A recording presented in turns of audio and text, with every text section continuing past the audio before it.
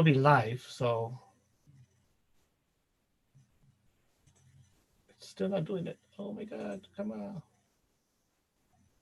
There you go. Now it's working YouTube. Okay, let's see what about Facebook.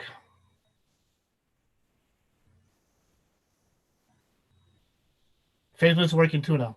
Yay! Right, so let's do it again. Hi everybody, this is Johnny Wu here again with MDI. This is take 2 because we have technical difficulties earlier, and all the things we talked about earlier went into other unlisted YouTube link that nobody can see besides me. So apologize for that.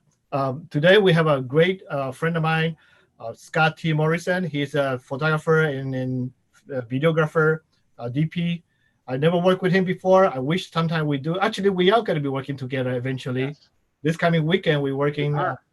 Yeah, but I will be just the editor part of it, so it's not going to be seeing you in person. But Scott, tell us a little bit about yourself. You know, what you've done in the past and how you started and so on. Well, my name is Scott Morrison. The company's Discovery Photo. I'm a full-time, full-service photographer.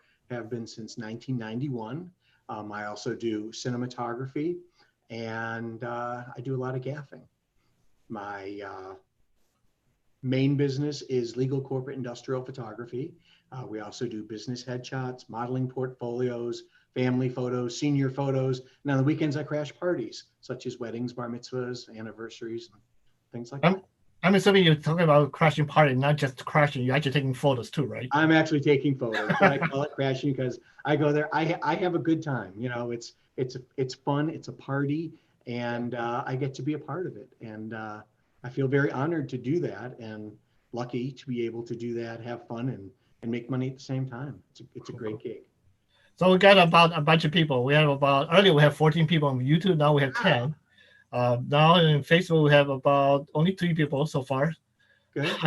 So unfortunately, that little disconnect screwed me over. What They'll we be back. I'm sorry. They'll be back. They'll be back. Yes, they'll be 11 people on YouTube. All right. Tyler is there. Pauline's there. Ron George is there. Good. Wayne's Hi, there. everybody. James Barney. Rolling Stop Film. I don't even know. I can't remember. David Ulmo is there too. So first question from Tyler: how does still photography compare to cinematography? Well, they're similar with as far as exposure, focus. I use pretty much the same camera for both, but still photography is just that. You capture a moment in time, and cinematography is something that's moving, and I like doing both. That's good. That's good. So, what is the most difficult thing for you to do? It's doing more video or doing more photography in the sense of working with people? Well, I'm much more comfortable with still photography. That's what I do day in, day out, and for almost 30 years now. The video part, about 10, 12 years. So I'm much more comfortable with that. What was the second part? So it's with people. How is it working with people wise? Well, I love working with people. That's the best That's part. obvious. And with still photography, I could talk to them. I could tell them, move this way, move that way. When you're doing video, Yeah. you kind of preload everything. You tell them, all right, I want you to do this, then this, then this, so that you can't really talk because there's audio there. Right. So, and then when you're working with, so you are trying to, let's say if you're working with somebody with filming a DP for someone, right? Yes. How do you translate or convert the skill you learn from photography into video? Because I know there's sometimes a little bit difference in the sense. They are. I mean, but basic exposure is absolutely identical. Focus is exposure.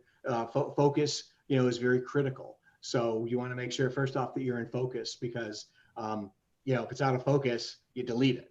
If it's slightly, it's a little overexposed, underexposed, you could correct for that. Color temperature's off a little bit. You could correct for that. Out of focus, you're done. So the thing is you want to make sure everything is in absolute crystal clear focus. And, then you want to determine what depth of field. What do you want to see in the background? Do you want it all nice and sharp? Do you want it soft? And how much of it, where do you want to draw those lines as far as what's in focus and what's not? Cool. Cool. All right. Ranja got this question for you. What is the worst excuse you have heard from a model that cancel on you at the last minute? I hear a lot because a lot of them do that. I hear that, oh, I'm not feeling pretty today. Some person told me their parent died, and I was like kind of sad. And then then you look Did on, people actually do that to tell that the parents died? yes, and then you go on Facebook and they're out partying that night and stuff. Nothing about their parent, nothing. So yeah, yeah. Wow. But it ranges. But some people, they're just, we're capturing the way they look. And if you're not feeling good that day, I could understand that. I'm not feeling it. I didn't sleep well. I've had kind of a rough day. Let's schedule it for another day when I feel better. And Yeah. I kind of understand that. Yeah. All right. We have more questions here. I mean, there's a whole bunch of list of questions already. Good.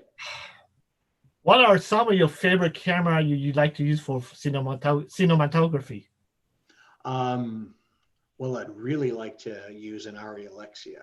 I don't have one, but what I use is my Canon 5D Mark IV. I use that for pretty much everything for my still photography and for my cinematography. Okay, that's pretty easy. Is it you get so good at it that you don't have to worry about using others. Right, As long as you get a good that's quality. it.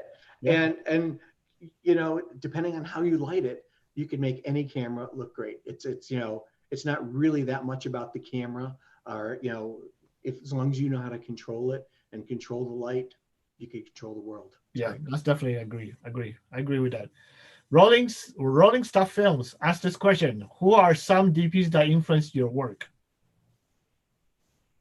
Ooh, I That's a don't good one. know. I don't know. Really? Who are DPs that? I So don't you know. don't know which one had to help influence your work? Who has influenced as far as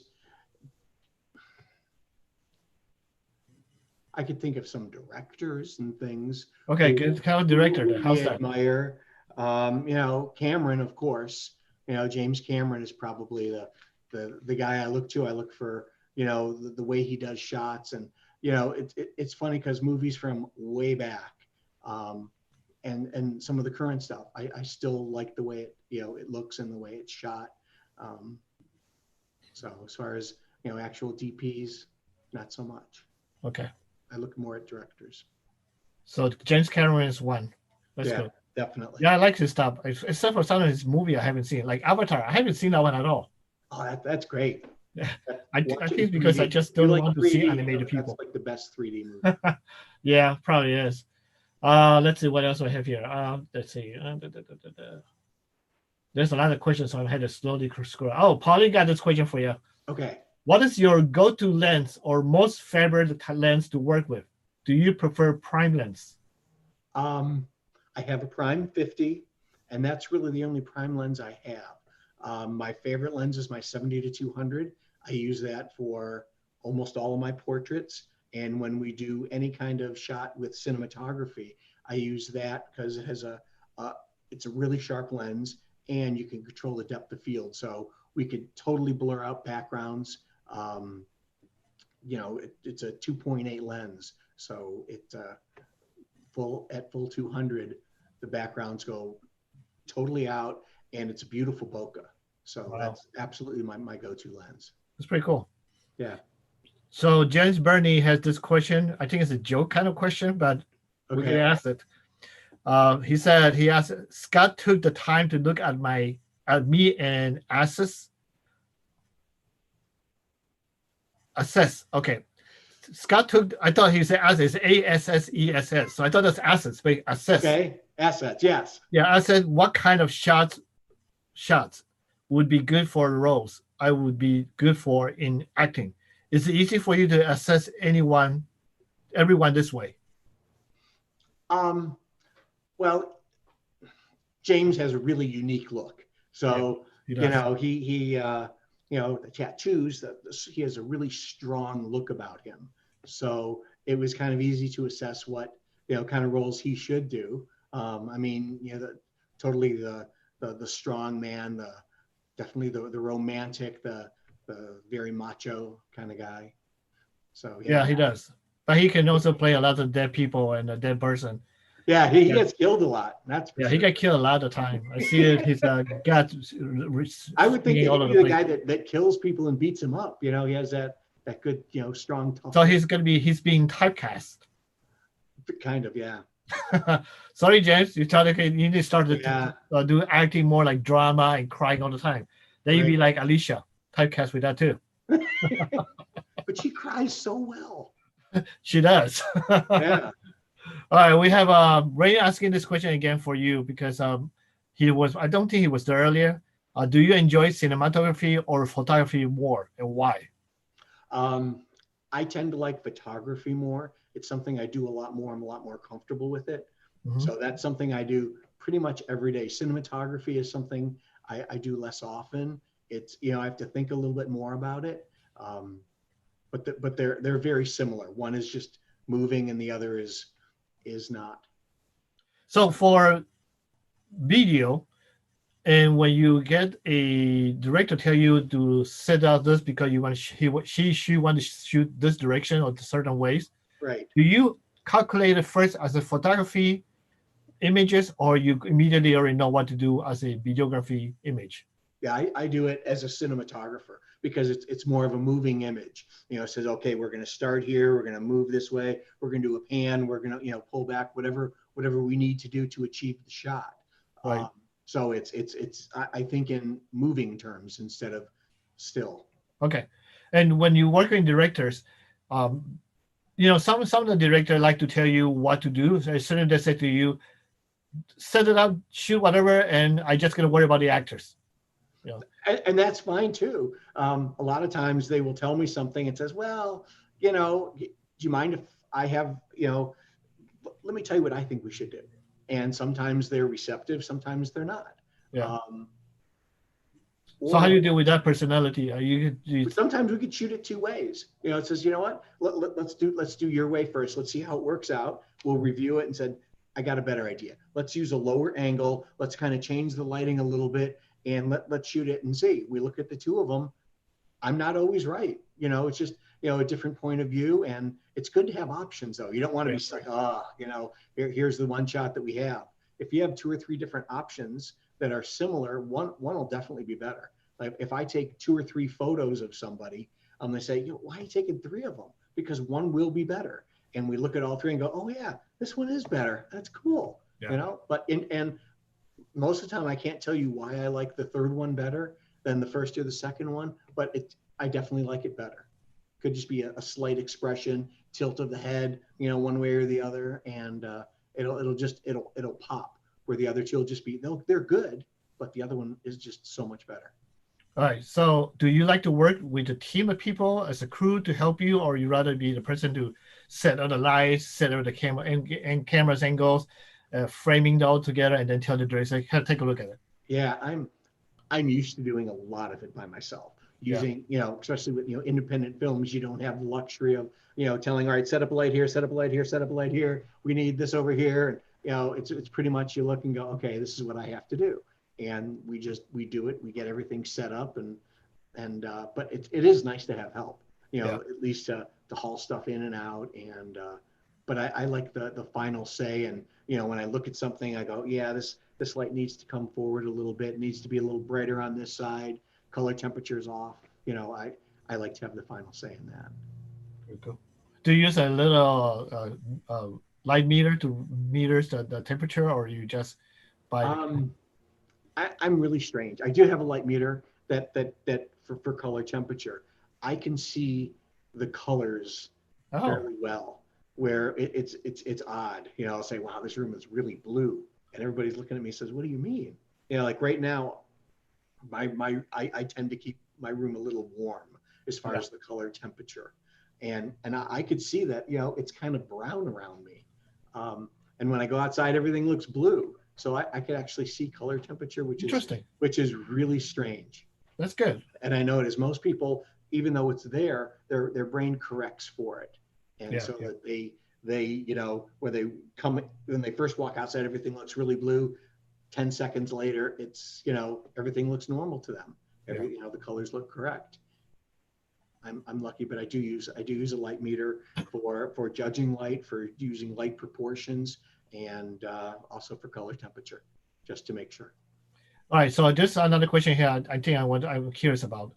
What are the typical equipment you carry with you to a set? Depends on what I'm doing on the set, whether I'm the gaffer or the cinematographer. But I always have two of everything. I have two cameras, two flashes, you know, if my camera goes down, I'm the camera guy. We're done. That's it. You know, we have all these people standing around doing nothing. So I have a second camera. I have seconds of most of my lenses. I have more batteries than I could use in a week when we go on set. Extra bulbs, so that we're not, you know, I'm not that guy that's holding up the set. I want to be the guy that makes things, you know, we're going forward. That's So, pretty cool. yeah. So do you actually have to charge all the battery the night before and the day before? I do. No one else touches my batteries. I am the battery guy, because I don't want to lean it to anybody else to says, oh yeah, I think I charged all those. It's like, well, I'm going to go on set and, you know, I need all these batteries charged. So I want to be the person in charge of all of my equipment, all the batteries. I check it before I go. When I worked with other people, someone say, oh man, I need a set of headphones. I'll just take it out of Scott's and then seal it back up. And then I go to, you know, open up my box and where's my headphones? Oh yeah, I borrowed them. I forgot to tell you. So, Oops. you know, yeah, I know. So I want to be in charge of all of my equipment. So when, you know, we open up the bag, I unpack it, I set stuff up, and you know, at the end of the night, I'm the one that puts everything back in there. And you gotta put everything back together the way that you like, right? Correct. Absolutely. Yeah. The way I like. I know that feeling. I do that a lot now because then, like, if there's a hole over here, it says, all right, what's missing? Oh, I'm missing a battery. Exactly. Let's all see. Oh, there it is. You know, and then we could look for it. Yeah. Yeah. I know the feeling. I'm being like that. I'm pretty organized with my equipment. I think it's part of my partial OCD I have, that sometimes I just want to make sure everything's the way I want it. Right. And I'm exactly the same way. So with wedding photography, videography, and filmmaking videography, yes. What's the difference? Because I know weddings can be very chaotic. You got a bride and groom. Long day. Yeah. Well, first off, it's a long day. Sometimes we start at 9 in the morning and we'll go till midnight. Really not that much of a break. You know, the bride's getting ready. She's getting her hair done. She's getting dressed. And then we're, you know, walking down the aisle, and, you know, hopefully the weather is perfect. You know, if it's an outdoor wedding, if not, there's a lot of stress involved.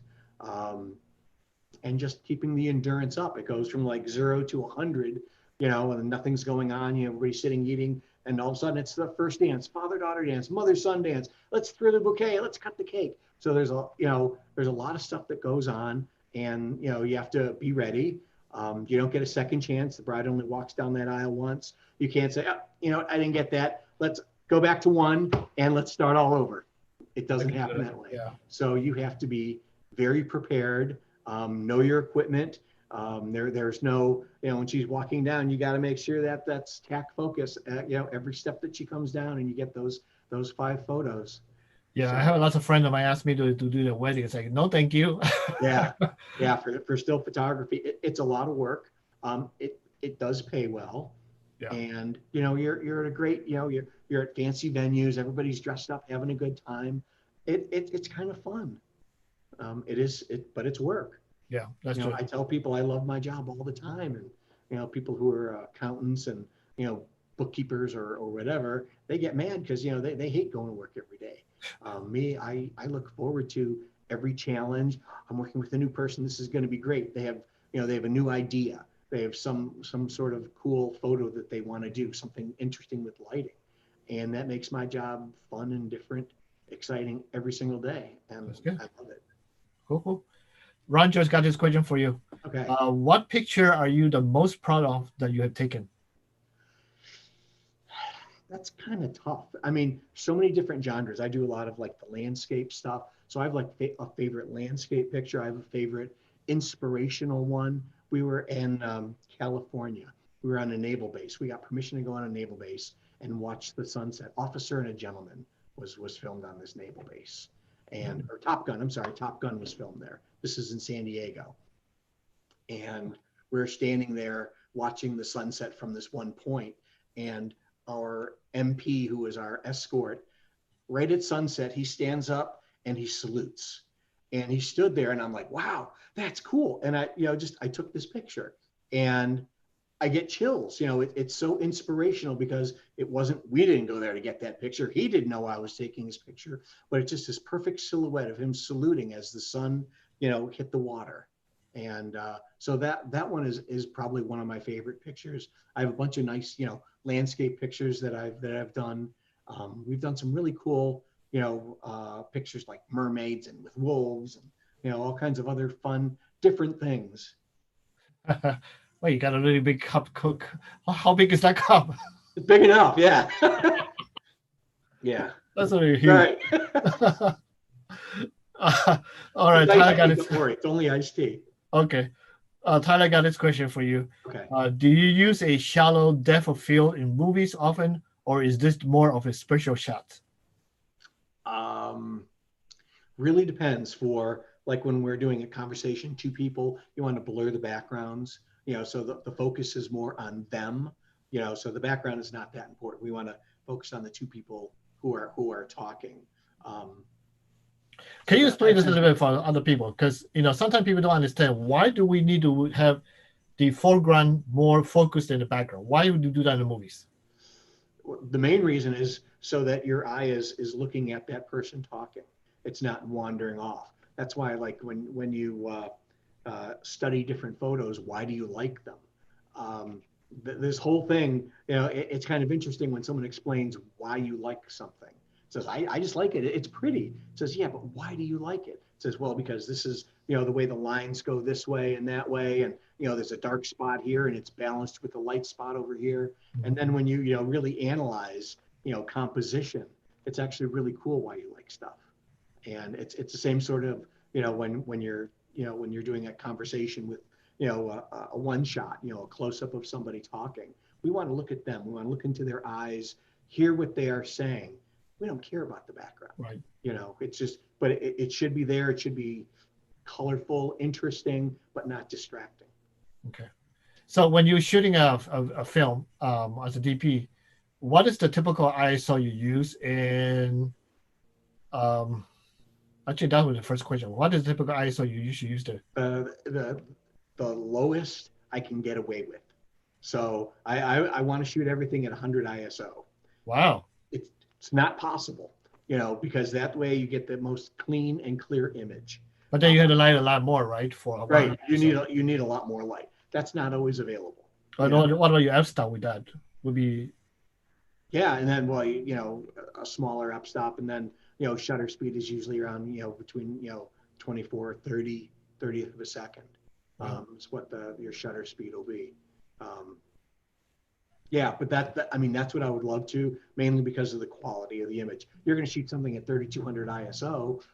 You're going to have grain in your blacks, and it's not going to be as sharp. The colors won't be as saturated. Right. So my goal is, all right, at 100. Well, that's not going to work. The 100 ISO is not going to work. We'll go to 200. We'll go to 400. So the highest I can get away with and keep my shutter speed and aperture to good numbers. It's the exposure triangle. You have those three things that have to go together in order to get a perfect exposure. So yeah, good thing I'm not a DP, so I can ask you all these questions. So Pauline got this question for you. All right. Actually, before her question, James had this comment. Not a question, but Scott took the coolest photo of me I've ever seen on the set of Vile. Oh, cool. And we miss him very much for the last shoot. I know I wanted to be there, and then they changed it from Sunday to Saturday. And I had something else on Saturday. I mean, I was really looking crushing parties. There. And it could have been on the news too. There you go. You missed the chance to be on the news. I know. Yeah, I saw everybody. Okay, Pauline, question for you. Do you like acting? No. No? It's really easy. Well, you are like acting right now with me. You know that, right? Yeah, I know. But usually, the only time I act is when they say, we need some old guy. we need someone to place, her dad. Let's get Scott. He's old.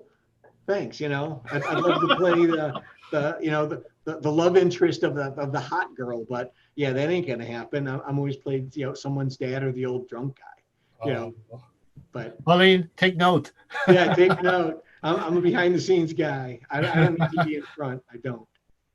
So she also have this question for you. What is your most challenging shot as a DP?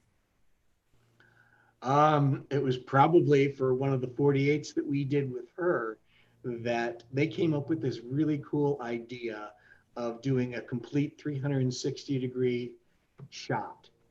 And that was for, I can't remember which one that was, but I was in the center of the table, underneath the table, and the camera's on a tripod, and so it spun a full 360. We kept everybody the same distance away, so everything was in focus.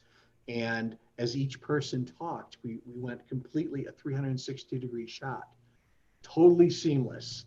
And what we did is we had a table that we pulled the leaf out of. So they pulled it apart, and there's a big gap in there. And so I'm laying absolutely underneath the table, and kind of watching the monitor down like this, and spinning it slowly and going, okay, and here, to keep it nice and even. Wow. And we did it, and it looked great. And people saw that, and they go, wait a second, that's pretty cool. Now I know the answer, because you have a hole in the middle of the table that you could be in there. Yeah. So that's how we did it. So that was one. Cool. And another one was a gimbal shot that we did.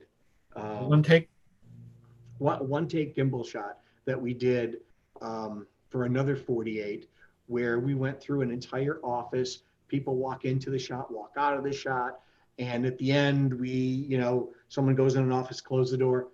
It was perfect. We did it a couple times, and that was another really cool shot that we did.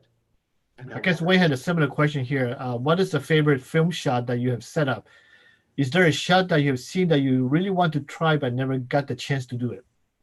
Yes, I would love to do one of the Alfred Hitchcock moves. Ooh. Where with the zoom in, zoom out, where you're zooming in and zooming out at the same time. And you get that what called a paradox effect or something effect? Yeah, absolutely right.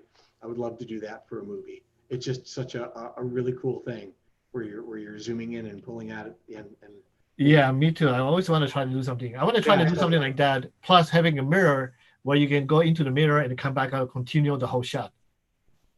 Oh, that's more, but I know there's a trickery in that, but that's a little bit more how to make it work together. Right. Yeah. So Scott Brush online, and Pauline just responded a movie called First Strike. Yes. First Strike was the one that we were at Pauline's office, and we did that wiggle through.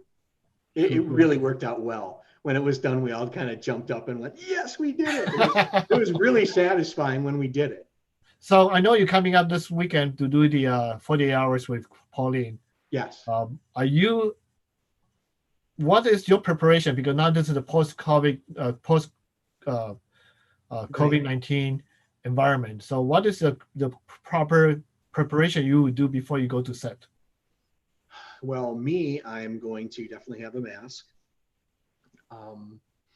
And just basically, I like to be the one that always touches my equipment anyways. So as long as I'm the only one touching the equipment, I'm not a touchy-feely. I don't hug a lot of people. So that won't be a big thing for me. Like with models, I virtually never touch any models.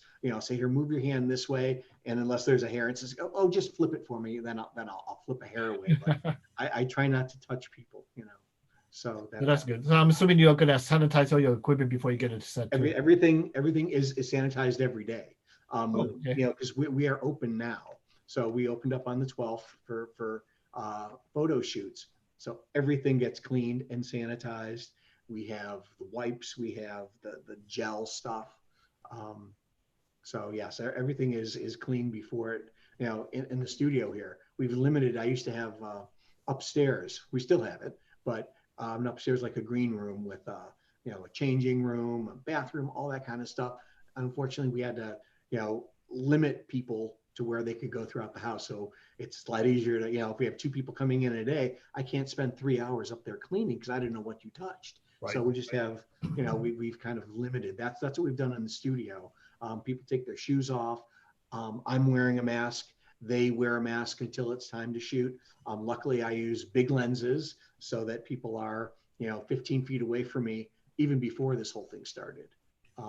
So that also helps. But wash your hands and sanitize, and we're big on that. My wife is a very, very much a clean, neat person, and so she's helped out quite a bit. Like when we have kids here, like whenever they sat in like little rocking chairs, I mean, as soon as they were done, she wipes it all down with the Clorox wipes and puts it away. So it's pretty cool, which is very helpful. But yeah, we're it's nice. really working hard to try. So Dr. Brushes, as I mentioned, the thing that you want to do is called dolly zoom. Yes. Yeah, there's something I can't remember the word name for that too. All right, so we're gonna show some of the pictures you taken and stuff here. I'm gonna put it on a big screen so you can actually see one by one, and then you can tell everybody what's about. How's that? Okay, sounds good. Let's see how it works out. Okay. Where are you? There you are. Ooh, I know her. Yes, this was a shot.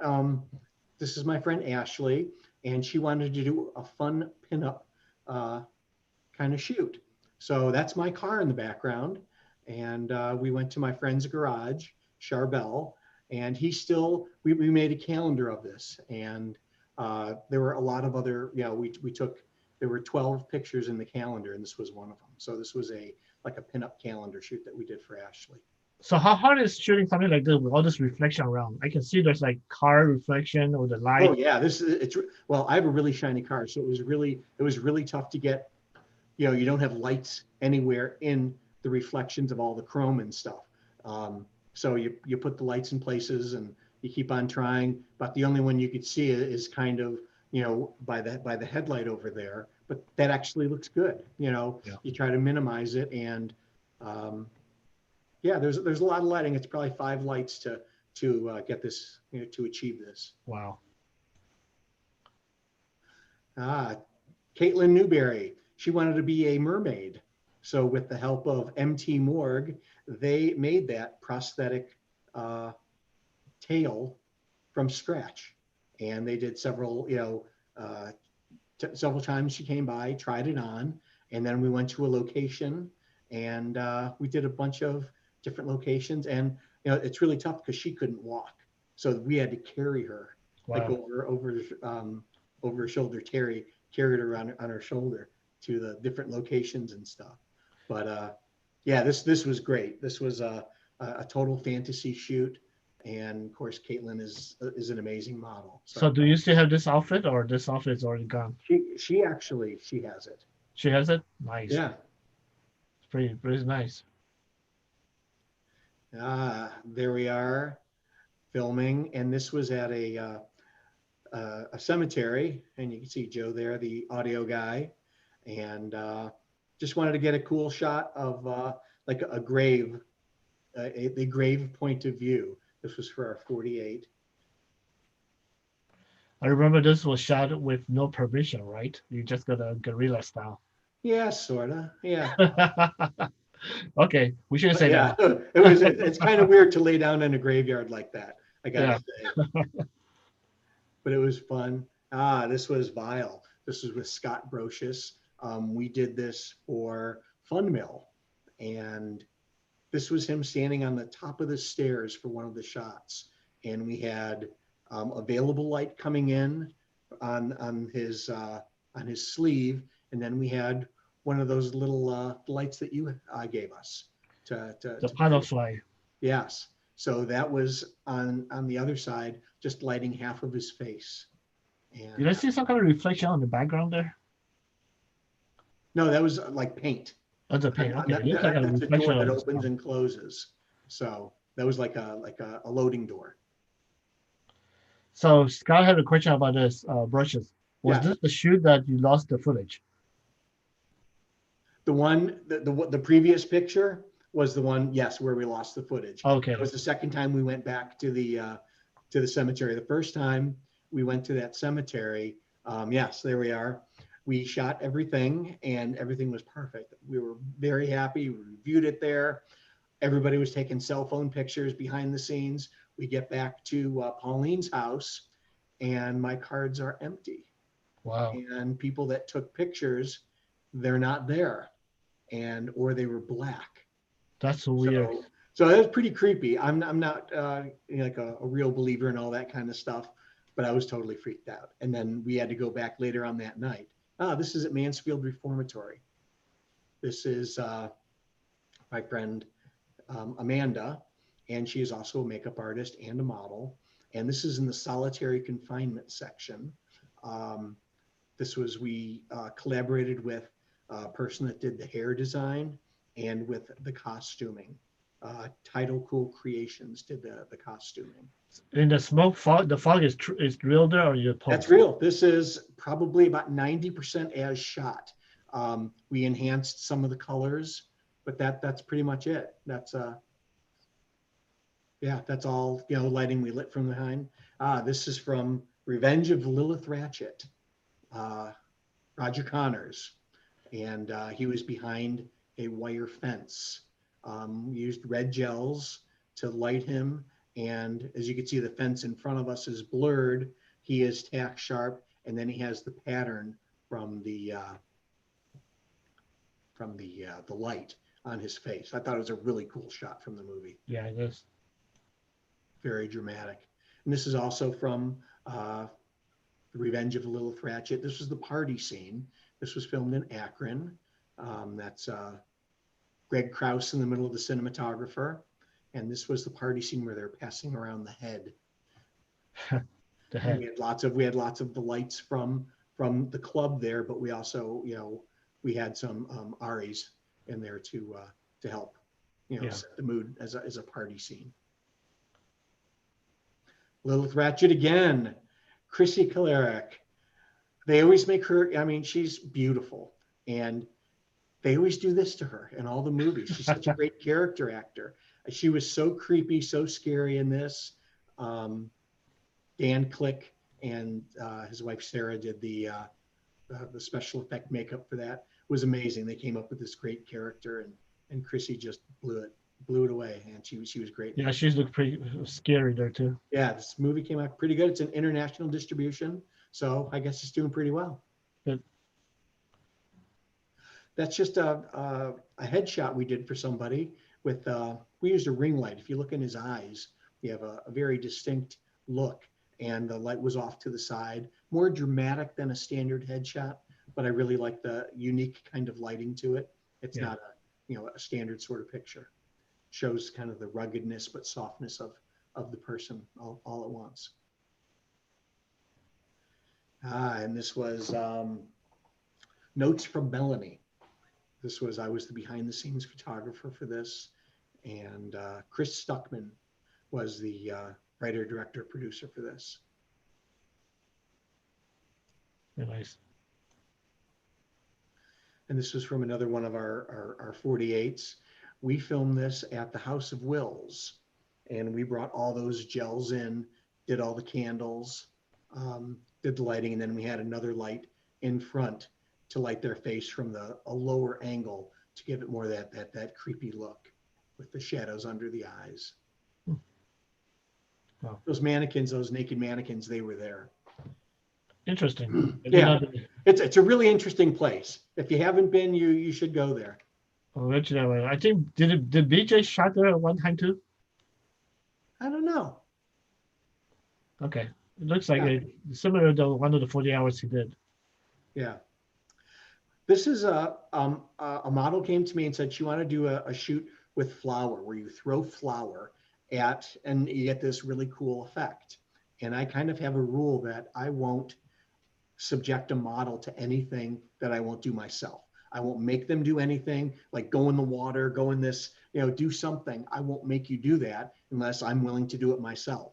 So this was my test to see what would happen when you throw 5 pounds of flour with high-speed photography and bright lighting into your face. And that's the effect. That's me. And I survived. So we let the model do it. It's pretty nice. I like this. It's really cool. It was a great effect. It was her idea, and I just had to execute it with the lighting Yeah. and high speed photography.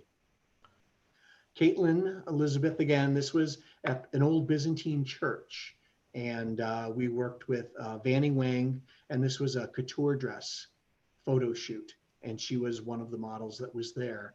And they tore the place down probably a few months after we shot this. Very dangerous, but a really cool location. You can see this beautiful ceiling, and we were on the stage, and there was this old piano, and it was nice, the natural light coming from the back, nice gold tones to the ceiling. But you didn't use any extra lights in this one. We had we had probably two forward lights, but the light from the back was there's a big window. Used to be a Okay. stained glass window, but not anymore. Yeah. And yeah, while we were filming there, like a giant, like 100-pound chunk of the ceiling fell, Oh, not that far from everybody. So it was like, all right, yeah, we better be really careful there. so Dr. Brushes asked whether or not this have was this strobes. Yes, that was high speed. There was a strobe set on high speed, so that it was a very low flash duration to get, that sort of effect. Lux in Tenebris. This was the poker scene. It was actually filmed at my house. It's supposed to be in the basement of a speakeasy sort of place, but it was right in the middle of my studio. And It's kind of funny. I have some stories about this. I heard stories about this. yeah, so this was great. We had a really good cast, and who is that guy? Eric Roberts. If you look in the back center, he was in this scene. He was a day player. He was in for the full day. He was great to work with. Had some really fun stories to tell us about his Hollywood experience and his very famous daughter and sister. So Is this one right? This movie right now is available on Amazon, right? it is on Amazon right now. And there's Great. also there's a behind the scenes featurette that they also did Okay, that's pretty cool. for this. Yeah. This was Julia. She wanted to do a Bond girl, very classy sort of photo shoot. And so we actually rented a house, and we went to this location where there was a big piano. She wanted to play a grand piano. And so that was another shoot. And then this was available light. She had several different, very classy, elegant outfits like this. And she had some unique makeup too on the side of her face and her arm. Yeah, almost like a Hana artist. Yeah, and this was all available light. This was sitting by the window. Oh, It's my friend Tony. Tony is a musician, and he comes in twice a year, and we do new headshots with him. One of the greatest models ever, and because he knows exactly what he wants. So we do these photo shoots where it would normally take 2 hours with most people. Him, it's about 30 minutes. He knows the looks he wants. He knows exactly what he wants. He explains it to me, and great, we'll do it. This was one of these things where we blur out the backgrounds. Background is gone. He's perfect focus. We have lighting from one side, a little bit of shadow, a key light to the back there. Just a really nice portrait. yeah. And he uses it for promotion for him being a musician. There we are with Terry Heiser. Most people would know him from Weekend at Bernie's. He was Bernie. He played a dead guy the whole movie. And then they made a sequel, and he played a dead guy through that too. Yeah, this was Kingsbury Run. And he was there for a day. That's James in the front there with his Black Magic filming. He was also great. He had a lot of good stories. We finished fairly early that day. He hung out with us the rest of the day. We went down to the lake. He was great. We took pictures with him, and we had a really good time. Nice. That's also at the same church, the Byzantine church. This was more of a steampunk sort of look. Totally different. The other one was more classy and elegant. This is more fun. The colors kind of pop. This was at night. So this was after the sun went down. So we don't have that backlight. And then we used one big flash to illuminate the back of the church and then one on her. It's pretty nice. Those are more of the fun shoots. So this is one we did with Caitlin, where we actually rented a wolf. There's a place called Ironwood Wolves in Columbus, and you could rent a wolf. I didn't know that. That's kind of interesting. Yeah, it's cool. And they do this for commercials. They do it for videos. Their main goal is for education, to let people know about wolves. Yeah. So we rented a wolf for a couple hours, and we did this Celtic warrior sort of shoot. And, you know, the wolf was kind of like a dog most of the time. Then he got this really cool look in this picture where somebody was walking behind us with a little Yorkshire Terrier. And all of a sudden he got his game face on. So that's why I really like this picture, because, you know, he was looking for lunch. And Caitlin kind of played up with it and did the same sort of thing. This is, you know, we're outside, single strobe. We have if you notice, we had backlight on there. You could see something like there were, you know, little mosquitoes buzzing over. And this is pretty much as shot. The only thing that was really edited on this picture was the chain, because that wolf was on a very heavy chain with two people holding it. Oh, okay. So that the chain was removed, and that's it. Oh, that's me at work with my Canon Mark IV and the 70-200 lens. I don't know where we were, but that was probably for shooting a 48. Just a good action shot of me. Here's some of the wedding stuff. You know, very fun. This was, of course, at the Cleveland sign over at Voinovich Park. You know, something a little more fun. We get people up on the signs. Yeah. And I hear a cat. Yeah, John wanted to talk to me.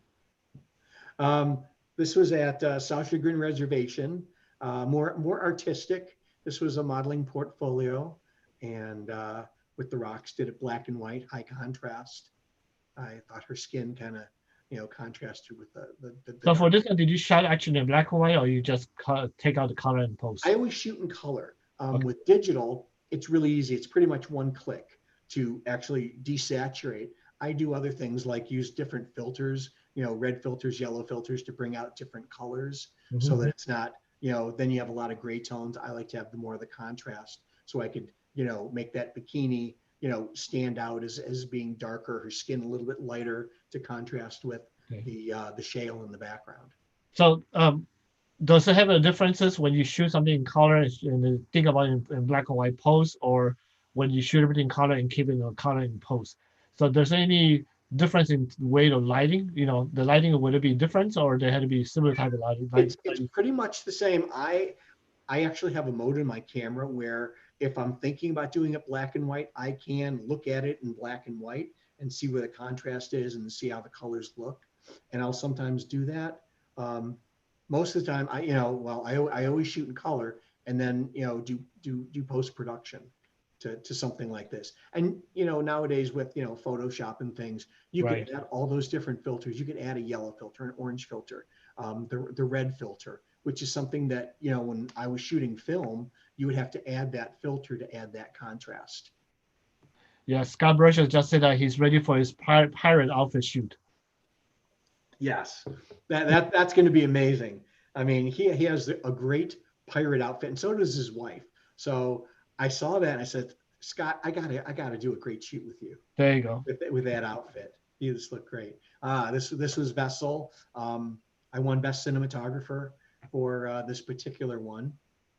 And that's Chrissy looking great. That's way, you know, we should make her in all the movies instead of making her look funky all the time. I always feel bad when we do that.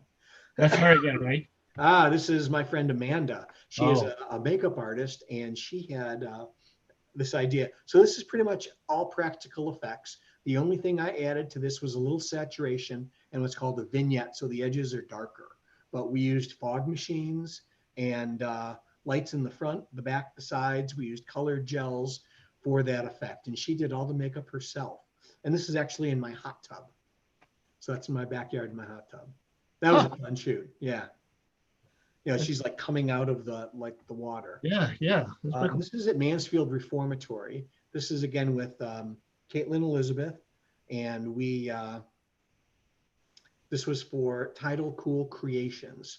They were the designer of the outfit, and the headdress there was kind of like a bird's nest sort of thing. They saw the hair designer saw the prison and sort of thought of a cage. So it's kind of like a bird in a cage.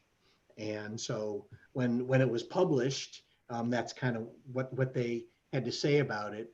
And we actually won some awards for this photo shoot, for the hair design, for the costume, and for all kinds of stuff. This was a big collaboration with, I think we had like 5 or 6 behind the scenes people.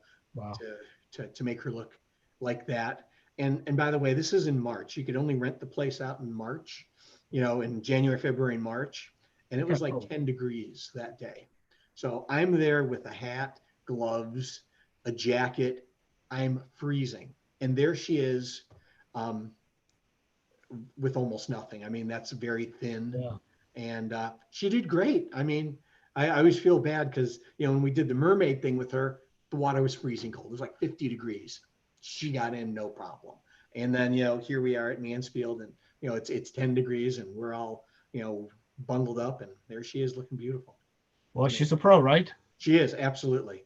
Okay, I think that's all the picture we have here. And that's it, yeah. So we had some behind the scenes, some of my art pictures, you know, something that are more fun.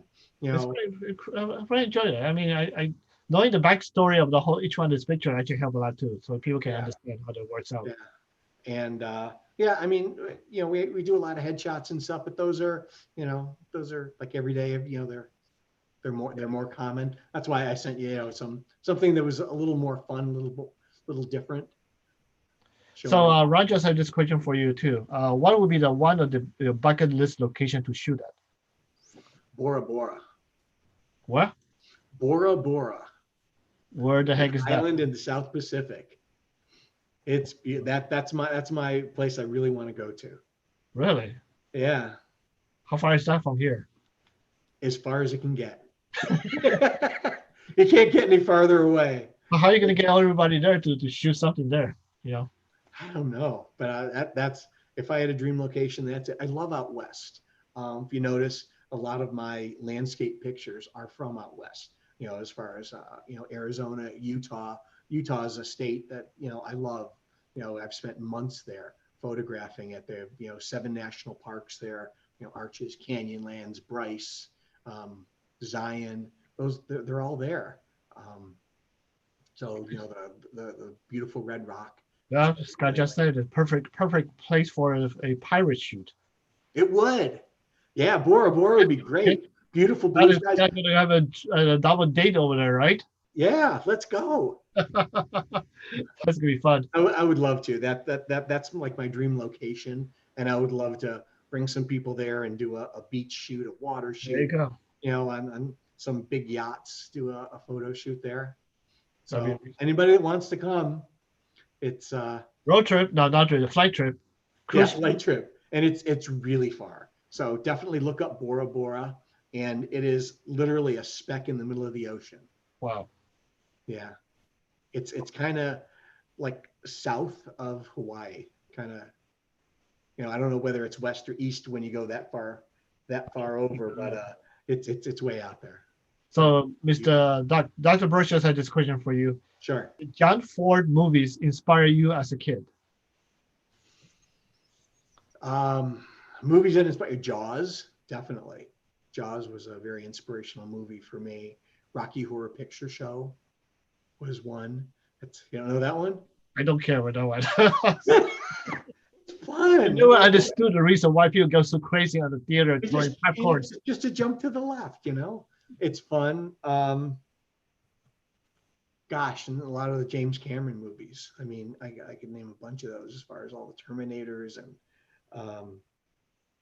Have you done an action film at all yet? Yeah. Oh, yeah. Okay. His why can't I think of his big action film with Arnold Schwarzenegger and True Lies. True Lies. That's a True Lies. That's one of my favorite movies. And what about you? Have you done? Have you shot? Have you DP any action films? No, I haven't. Mainly, we've done comedies. We did, Granny Panties. That was a comedy. We've done some dramas. We've done horror. We haven't done any action yet. Look at that. Do you know someone that does action films? Maybe hook me up. There you go. Maybe I something would love to. you can work. I'd love the challenge. Help me out in my next feature. Who knows? I'm there for you. Oh, thank you. Thank you. You know. So, what do you say to a newcomer who wants to get into photography or videography? What kind of advice would you give them? First off, learn all the basics. Learn your exposure triangle. Be great at it. That should be second nature. You should always shoot manual. Never put it in program or that green square of depth. Manual is the only way to go. And once you're comfortable with manual, you will be a much quicker shooter and you'll have known results. If you rely on the camera, it's making up its mind as to what the picture should look like. You should make up your mind as to what the picture should look like. You should have total control and, just take a lot of pictures. Nowadays, everything is digital. So why not take a bunch of pictures, experiment, and then, look at your metadata, that it'll tell you what you did for that picture if you don't remember. In the old days when we shot film, we would experiment, every image looks the same. So you'd have to, write down, make notes. What was my aperture? What was my shutter speed? So that you would know, so you could repeat it. That's really the only way that you could learn is to be able to repeat yourself over and over and get a great result. And what do you say to people who always want to buy a camera that can always shoot in low light? I like cameras in low lights, but it's much better off to get a lens that'll shoot in a low light. Spend all your money on lenses, not on cameras. A lens will last you 10, 15, 20 years. I have some lenses that I shot with film, and camera bodies, I get new ones every couple of years. Wow. Every 2 years, I'll get a new camera body. Something new, fun, exciting will come out, and I'll get it, but I'll have those same lenses. So, don't spend a lot of money on the cameras, especially if you're shooting manual, because you're not using all the cool features of the camera. Yeah. You're just, you're using it as long as it has the right megapixel, it does what you want. That's great. Don't spend money on all the things that you're not going to use. Yeah. Lenses is where you spend the money. Thank you very much, Scott. We are running out of time today. Wow. Hope everybody had enjoyed you. I enjoyed it. It was fun. That was fun. That was always fun. I mean, people didn't realize the time goes really, really fast. Yeah, it does. Yeah. So really appreciate you being here. And then everybody else, if you can, next week we have Jason Wang. The younger version of me will be on here. He's also a very successful YouTuber now. I mean, I think within 2 or 3 years, he built a really fast, successful YouTube channel. So check him out. Come join me next Monday, June 8th, 7 o'clock here. And again, Scott, thank you very much for being here with me. And, you're welcome. This was a lot of fun. Thank you for having me. I appreciate it. Thank you, everybody, for watching. I appreciate that too. Yep. So we'll see you guys next time.